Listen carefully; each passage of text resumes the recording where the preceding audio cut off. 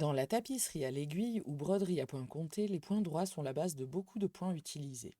Il s'agit de petits points d'une longueur bien précise et brodés droits, comme leur nom l'indique, dans le sens de la trame du tissu. En faisant varier leur longueur et leur position les uns par rapport aux autres, ils permettent de créer de nombreuses textures et motifs géométriques. Ces arrangements, qui se répètent, sont parfois désignés par un nom, comme par exemple le point de brique pour les points décalés en quinconce, le point de Tuile pour les points en diagonale, le point florentin pour les chevrons et les variations de chevrons, et le point de Hongrie pour les losanges.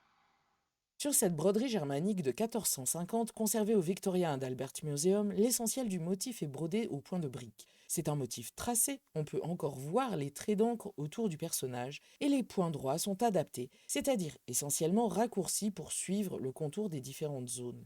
Dans les zones où le point de brique serait systématiquement déformé, le remplissage est réalisé au point de passé plat, c'est-à-dire que le motif est recouvert de points qui vont d'un bord à l'autre de la zone, comme on peut le voir dans les ailes des créatures et dans certaines branches.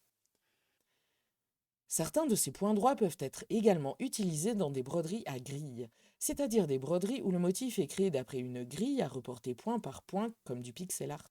Dans ce cas, c'est le motif qui s'adapte au point et non l'inverse, comme dans ce fragment de broderie daté du XIIIe ou XIVe siècle, conservé au Victoria and Albert Museum. On peut aisément relever la grille du lion qui se répète à l'identique au point près dans chaque losange. Mais, si on regarde attentivement, on peut observer dans certains endroits que le point est légèrement adapté, notamment sur la tête autour de l'œil.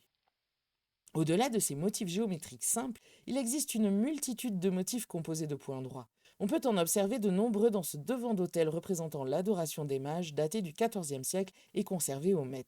Il s'agit d'une pièce très représentative de l'opus teutonicum ou broderie à dominante blanche. Les points de broderie ne recouvrent pas entièrement le tissu et les différents motifs créés par ces points, leur arrangement, le contraste de texture avec la toile de fond, aident à la lisibilité de l'ensemble. Sur cette pièce, les points simples comme les losanges, les bandes de points droits ou le point de brique se retrouvent dans le décor floral et côtoient des motifs et textures plus sophistiqués dont les broderies des personnages, les couronnes, éléments importants pour la lecture de la scène. On devine alors que le choix des points n'est pas laissé au hasard et qu'il vient souligner l'importance des éléments du dessin.